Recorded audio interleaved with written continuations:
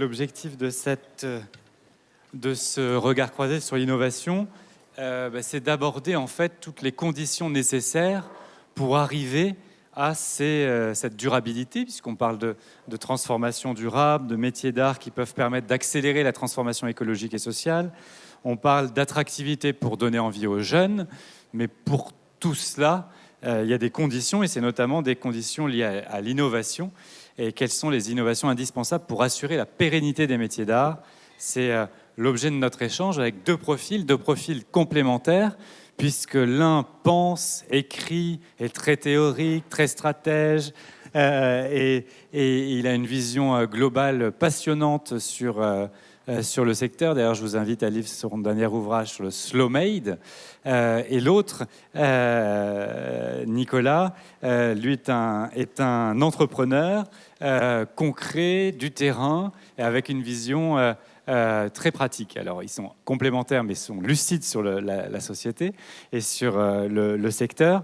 Peut-être pour commencer, Marc, est-ce que tu peux nous dire un petit peu, depuis cette tour d'observation qu'est le Mobilier National, puisque Marc est au mobilier, comment tu vois évoluer le secteur, et surtout sur la partie innovation, quelles sont les grandes tendances qui peuvent nous inspirer aujourd'hui? Merci Romain pour ces rencontres vraiment extraordinaires, et merci d'être là à tout le monde. Je dirais que ça fait à peu près 10 ans que je suis dans les métiers d'art et au Mobilier National, ce qui permet déjà de souligner une immense accélération de ce secteur. Il y a 10 ans, par les métiers d'art, franchement, c'était les dernières roues du carrosse. On ne savait même pas ce que c'était.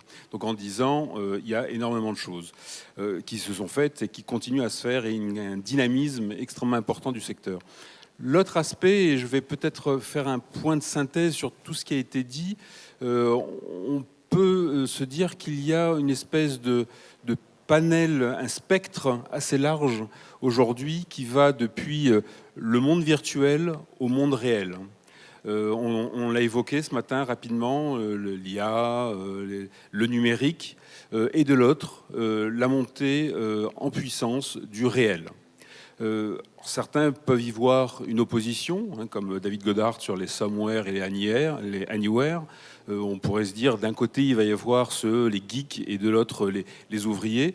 Moi, je pense que c'est pas du tout ça. C'est en fait, on est tous ici, je pense que vous avez tous votre téléphone portable dans la poche, et vous êtes tous attachés au métier d'art. Donc déjà, on voit bien une espèce de, si ce n'est tension, mais une force entre ces deux mondes. Alors, pour penser ce spectre, ce n'est pas non plus opposé, comme un peu tu viens de faire, entre le penseur et celui qui agit. Non, je crois aussi à un monde de collaboration, d'hybridation, comme le disait ce matin Emmanuel Tiblou. Et je crois surtout, ce qui nous rassemble ici, c'est, et pas uniquement pour parler du slow made, mais c'est la question du temps. En fait, notre société s'est réapproprié le temps. Non pas la lenteur, mais le temps long. On repense le temps long. Et rien que déjà ça, c'est une vraie révolution. S'il y a une révolution au XXIe siècle, c'est pas simplement la révolution écologique, qui est une question de temporalité, mais c'est aussi se donner, comme disait l'autre, le temps au temps, et repenser cette croissance dans le temps. N'oublions pas que le monde du XXe siècle, ça a été un monde de l'accélération, et qui continue à l'être, mais que nos métiers, nos passions, sont ce réinvestissement dans le temps long. Donc, on peut dire que cette virtuel réel, ce temps long, et enfin, une troisième chose qui me paraît importante et qui, pour moi, fait partie de l'innovation, c'est, tous les témoignages le montrent, c'est le réinvestissement du récit. Tout le monde se raconte. Alors soit c'est le tweet, soit c'est l'image Instagram, soit c'est le récit long. Et aussi bien les entreprises de luxe que les artisans, que les personnes qui vivent leur vie, cet réinvestissement du récit réintroduit une temporalité. Et qu'est-ce que la temporalité dans les sociétés? C'est du spirituel, tout simplement. On réinvestit par les métiers d'art, cette dimension spirituelle. C'est pas le sacré, le spirituel, c'est cette dimension qui nous dépasse, et la temporalité longue, la temporalité du récit nous permet de nous ancrer, et je crois que c'est une des problématiques qui approche fortement, c'est ce qu'appelle Simone Weil appelle l'enracinement. Nous avons besoin de nous enraciner dans nos vies, dans nos destinées et dans nos besoins d'avoir une causalité de nos vies. Et ça, je pense que ça fait partie aussi d'une innovation qui n'est pas uniquement technique, matérielle, mais aussi prospective. Mais est-ce que, Nicolas, tu penses par exemple que ce temps long est possible quand on est entrepreneur? Parce que ton innovation, c'est de proposer une solution pour générer des revenus pour les acteurs des métiers d'art. Déjà, ça nous intéresse que tu nous la présentes. Et surtout, est-ce que c'est compatible avec le temps long, puisqu'il y a souvent des objectifs de rentabilité économique quand on crée sa boîte? Oui, bonjour. Merci de m'avoir invité. Rapidement, nous, ce qu'on fait, donc, je suis fondateur d'une structure qui s'appelle Make Ici et qui monte des tiers-lieux de production, donc des grands ateliers partagés, qui fournissent des services aux artisans d'art et aux designers et ce qu'on appelle entrepreneurs du faire. Donc, à la fois les lieux, les machines, les espaces de stockage, le café, Internet haut débit, mais aussi un écosystème en fait d'apport d'affaires qui leur permettent de générer du chiffre d'affaires en fait pour pouvoir lancer, développer et vivre le mieux possible de leur activité. Et alors pour répondre à ta question, oui, parce que du coup quand il y a des moments de production, il y a des moments pour trouver des clients, il y a des moments de production, puis il y a des moments de recherche aussi. Et surtout quand on se trouve dans des lieux partagés, en fait, on découvre des savoir-faire et des professionnels qui sont complémentaires et qui peuvent inspirer en fait les autres. Et en fait, nous, on découvre qu'il y a beaucoup de moments en fait où ils passent du temps dans la recherche. En fait, les artisans d'art en fait ont accès à des matières, à des matériaux que leur fournissent des industriels et autres. Et donc, il y a des centaines d'échantillons qui arrivent chaque mois de produits innovants, de matériaux, de peintures, de tout un tas de choses en fait qu'ils sont obligés d'appréhender. Et ils sont obligés de prendre le temps pour mieux pour les connaître et savoir comment ils vont les utiliser dans leur travail. D'accord. Et cette innovation, donc là, c'est une innovation presque de court terme sur des dispositifs. Et toi, Marc, au Mobilier National, qui existe depuis 4 siècles, comment on arrive, donc c'est une preuve que vous avez dû innover pendant ces différents siècles. C'est quoi les secrets de longévité un peu pour durer, pour que Make Ici, dans 4 siècles, ait essaimé des tiers-lieux dans toute la France, voire dans le monde entier? Alors, la question est à la fois simple et complexe. D'abord souligner, et c'est pas pour glorifier mon institution, mais c'est la seule institution au monde comparable. Il n'y a pas d'équivalent, et c'est pas pour défendre le mobilier national, c'est pour défendre la culture française.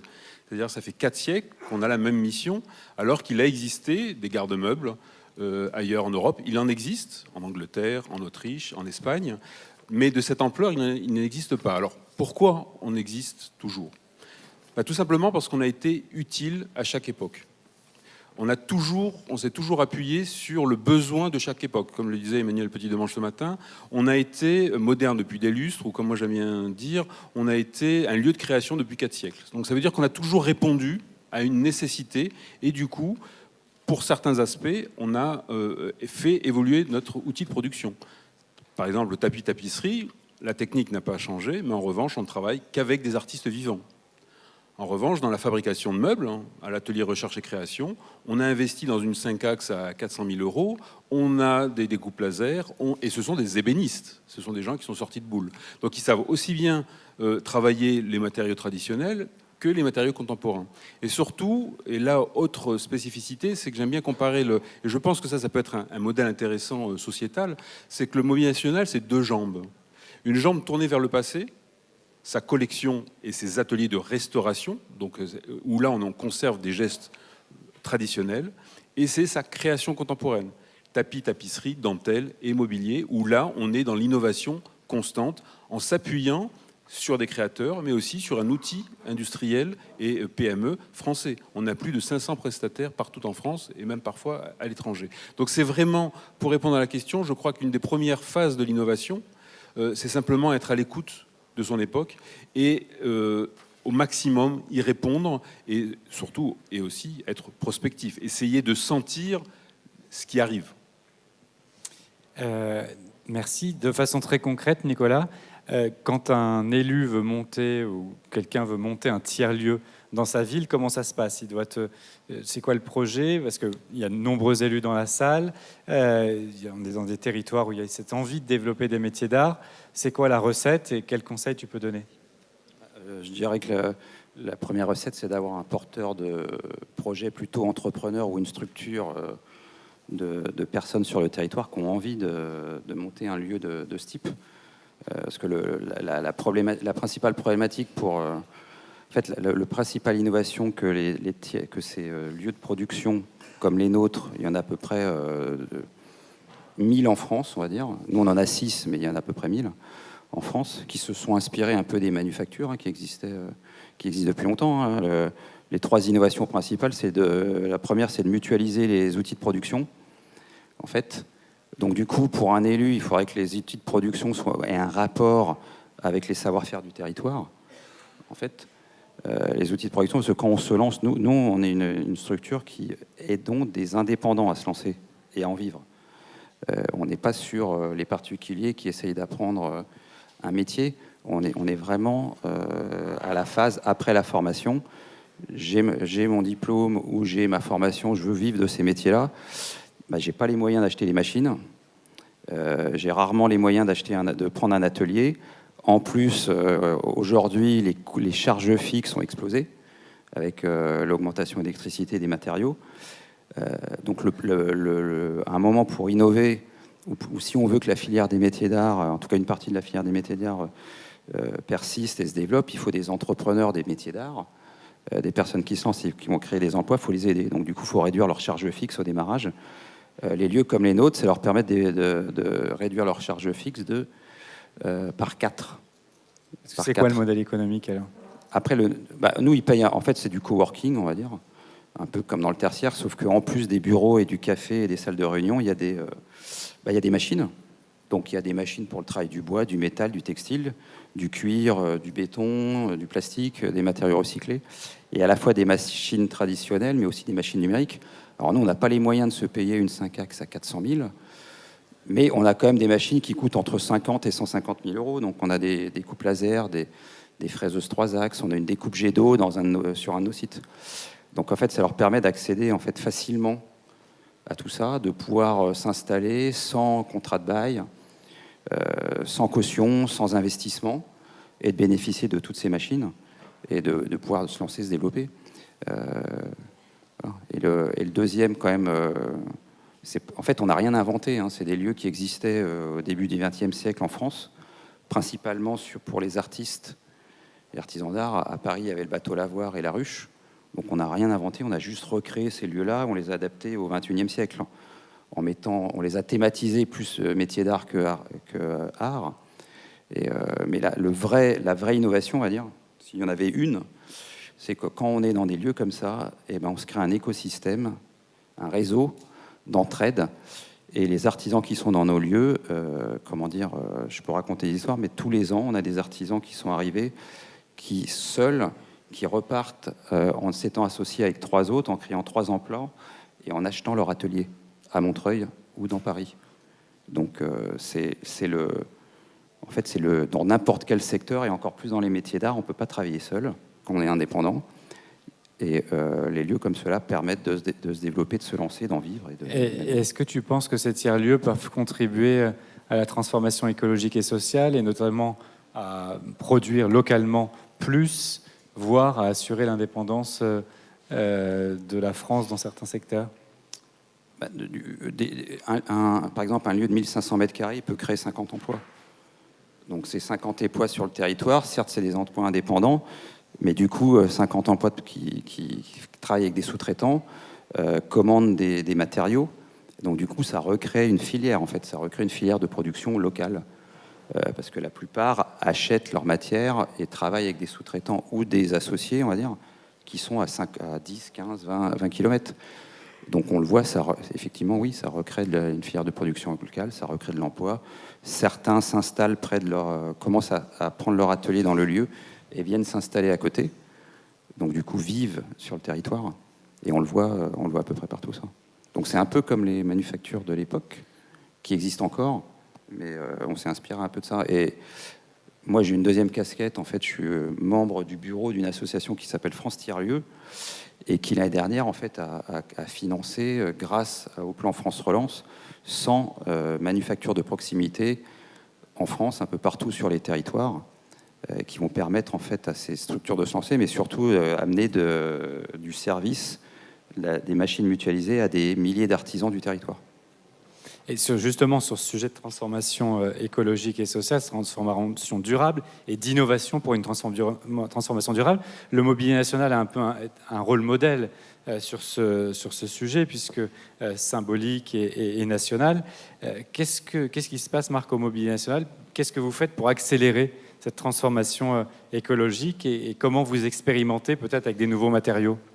Alors d'abord, il faut partir d'un constat et pour montrer comment nous, on essaye de réagir face à ce constat. En fait, le constat, bon, tout le monde le partage, c'est une immense révolution qui approche, c'est-à-dire la révolution écologique, la transformation de notre écosystème naturel vers autre chose dont on ne sait pas trop ce que ça va donner. Donc en fait, un des enjeux les plus importants, me semble-t-il, dans ce secteur d'activité, après les 10 années de reconnaissance, ça va être maintenant de passage, pour simplifier, de l'unité aux multiples. C'est-à-dire que on ne peut pas continuer à n'avoir que des métiers d'art qui font que quelques petites productions par an. On doit passer aussi, comme on l'a fait il y a 20-30 ans avec l'agriculture biologique, où il y a 30 ans, c'était quelques happy few qui mangeaient biologique. Aujourd'hui, on peut se procurer du biologique. Il faut penser aussi ce passage aux multiples dans la fabrication de la proximité, dans la fabrication raisonnée, dans la fabrication métier d'art. Donc je pense que c'est déjà un changement de paradigme qui est important. Là aussi, on a un modèle, alors je ne parle pas de l'industrie du luxe, mais de le modèle, je dirais, économique des métiers d'art. On a un modèle qui est fondé sur l'offre, c'est-à-dire l'innovation, la nouveauté des créateurs. En face, on a un autre modèle, qui est le modèle italien, qui est un modèle de la demande. On produit en quantité parce qu'ils ont un tissu PME beaucoup plus important que chez nous, et ils produisent pour une demande, et quand il n'y a pas de demande, ça ne marche pas, et c'est pas grave. En France, on a une politique de l'offre, qui est très bien, elle n'est pas remise en cause, mais qui ne trouve pas toujours sa demande, et qui du coup fait une paupérisation qui peut poser problème. Donc face à ce constat, le Mobilier National, modestement, puisqu'on est un acteur public, on a passé, grâce, il faut le dire, Hervé Lemoine, un changement de cap, puisque jusqu'à son arrivée, on était une institution tournée vers ce qu'on appelle les dépositaires de droit, président de la République, Premier ministre, ministre, ambassadeur, à une ouverture sociale, à une utilité sociale beaucoup plus grande. Donc on est tourné vers l'aide à des collectifs, comme le collectif Tricolore sur la relocalisation de la laine. On s'est ouvert à l'édition, à la coédition, avec Line Rosé du mobilier, avec la réalisation de la chaise Alki pour la BNF. Et on va continuer des concours ouverts sur les EHPAD, sur les maisons France Service. En fait, on a ouvert notre utilité sociale avec, à chaque fois, et notamment avec le campus MoMAD, les manufactures des Gobelins, s'ouvrir à toute la création avec, à chaque fois, évidemment, innovation, création, développement durable, et le prix de la jeune création qui sera remis au mois de septembre par la Paris Design Week, c'est une collaboration entre le campus, nous et les canaux sur le meuble recyclé. Donc c'est à chaque fois ce souci, on continue à faire de l'excellence en très petite quantité, c'est moins qu'on puisse dire, une tapisserie ou un tapis ou un bureau, mais aussi la possibilité de s'ouvrir par des moyens, des faits médiatiques et des faits de recherche et de création, vers le multiple, vers l'utilité sociale la plus grande possible. Justement, quand tu entends ce que dit Nicolas sur les activités de Make Ici, qu'est-ce que tu pourrais attendre de Make Ici? Qu'est-ce que le Mobilier National pourrait créer comme synergie avec Make Ici, les tiers-lieux et donc les territoires? Alors déjà, on a travaillé ensemble pour la carte blanche à Jean-Charles de Castelbajac, donc on a déjà collaboré. Non, nous, ce qui nous manque, on est quelque part une grosse structure, c'est 350 personnes, dont 250 techniciens d'art, avec des cahiers des charges importants, avec un rôle d'aménagement important. Et c'est vrai que pouvoir se reposer ou pouvoir collaborer ou pouvoir être en dialogue avec des structures plus rapides, plus labiles, plus aussi à l'écoute du marché. Je veux dire, ce que je disais tout à l'heure, être à l'écoute de la demande, c'est aussi ne pas s'enferrer dans des objets, uniquement dans des objets dont on sait qu'ils n'auront aucune chance d'avoir un marché. Donc je pense que le déploiement de tiers-lieux, notamment avec Makissi, c'est être déjà en dialogue, éventuellement en collaboration. On l'a fait avec une carte blanche, mais on peut l'imaginer sur d'autres projets. C'est vraiment être dans le partage entre public et privé. Et toi, Nicolas, qu'est-ce que tu t'attendrais du Mobilier National? Des commandes pour nos résidents, peut-être. Pourquoi pas? Non, mais peut-être qu'on peut aider à créer les premières petites séries pour certains, à fabriquer les 10 premières pièces pour certains mobiliers qui seraient édités par le Mobilier National. Parce que au total de notre réseau, on en a 6 sites et il y a à peu près 110 savoir-faire différents qui sont représentés. Donc nos résidents sont capables de fabriquer à peu près tout, ensemble. Nous, on a juste une limite, en tant qu'acteur public, c'est une limite de marché public. Tu peux faire du gré à gré. Tu sais. Aussi, ouais, Sur certains. on parlera de ça après, mais c'est vrai que Vous aurez le cocktail. La possibilité en tout cas, c'est une idée de décentraliser à différents mecs ici une quantité de production pour un certain type de projet, ça peut être tout à fait quelque chose d'envisageable. Ou avec d'autres tiers-lieux. Nicolas, quels sont les projets en Bourgogne-Franche-Comté? Parce qu'il y a certainement des acteurs ici qui ont envie de découvrir ce que c'est que Makissi. Est-ce qu'il y a des projets dans la région? Alors moi, je suis bourguignon. Alors je vis plus en Bourgogne, mais je suis bourguignon. Et on va ouvrir une manufacture rurale à Lorme, dans le Morvan, en juin 2024. On a mis 6 ans à la faire. Il y a eu quelques crises sanitaires qui nous ont fait perdre du temps, mais donc elle va ouvrir en 2024. Elle va faire 800 mètres carrés. Et on a hâte. C'est un nouveau modèle pour nous, parce que jusqu'à maintenant, on n'ouvre que dans des grandes villes. Et on pense que c'est possible de réaliser un projet comme ça, adapté au monde rural, qui permettrait de créer une porte entre nos résidents des villes, on va dire, et les artisans du territoire de l'Orme, pour créer des synergies, des résidences entre eux, parce qu'il y aura de l'hébergement dans ce site. On a le temps pour une question ou deux maximum. Est-ce que les activités de Nicolas et de Marc vous inspirent des questions? Une question.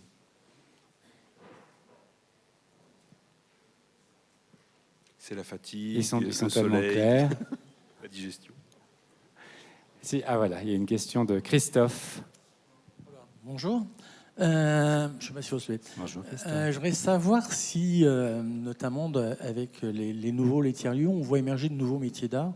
Moi, je pense à tout l'espoir qu'on a eu à un moment autour des imprimantes 3D. J'ai l'impression que c'est un peu reparti en arrière. Est-ce qu'il y a de nouveaux métiers qui émergent? Alors, la plupart des tiers-lieux, et chez nous, on a en général une dizaine d'imprimantes 3D dans nos lieux, mais elles sont vraiment pas beaucoup utilisées. Donc, clairement.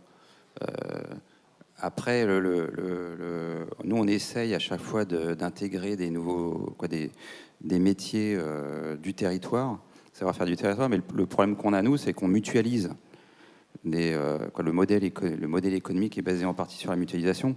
Donc, en fait, il nous faut au moins 4, 5, 6 représentants d'un savoir-faire, dans le bois, dans le métal ou autre, pour pouvoir accéder aux services. Si on a une demande d'un seul professionnel ou artisan d'art qui a un seul savoir-faire, c'est assez compliqué de l'intégrer dans nos lieux. On n'a pas des cellules, nous, individuelles, où chacun est dans son atelier et a son savoir-faire. Nous, on est dans la mutualisation, on veut que les gens collaborent, on veut qu'ils travaillent ensemble, voilà, qu'ils ne soient pas fermés dans leur atelier. C'est notre modèle. Voilà. Oui, la question que vous posez, elle est intéressante et importante parce qu'elle pose la question de la méthode, en fait. La question de l'outillage, c'est se dire j'ai un outil, qu'est-ce que j'en fais? Et moi, souvent, je me dis, quand on veut aller quelque part, on se dit d'abord où je vais. Et après, par quels moyens? Si je veux aller à 10 000 km, je vais prendre un avion. Si je veux aller à 50 km, je prends un vélo. Je crois que c'est un peu la même chose avec l'imprimante 3D, l'IA ou tout ce qu'on veut. Si on pose la question de la méthode avant de savoir où on va, ben en fait, on va nulle part. Dans une vie passée, j'étais chercheur. Quand on commençait à me poser la question de la méthode, je dis la personne n'a rien à dire. C'est d'abord savoir qu'est-ce qu'on a à dire, où on veut aller, et après, on va décliner. Alors l'outil peut aller beaucoup plus loin, on peut faire quelques pas supplémentaires, mais avec un vélo, vous pouvez faire le tour du monde, mais c'est réservé quand même à quelques-uns, et il faut beaucoup de temps. Donc je pense que c'est pour ça que c'est une question importante, c'est ne pas confondre l'outil de la destination. Merci à tous les deux. Prochaines étapes, Sylvie va vous les raconter. Dernière table ronde, puis un invité surprise qui nous expliquera pourquoi il aime Tonnerre. Et enfin, une intervention de la ministre de la Culture. Merci à tous les deux.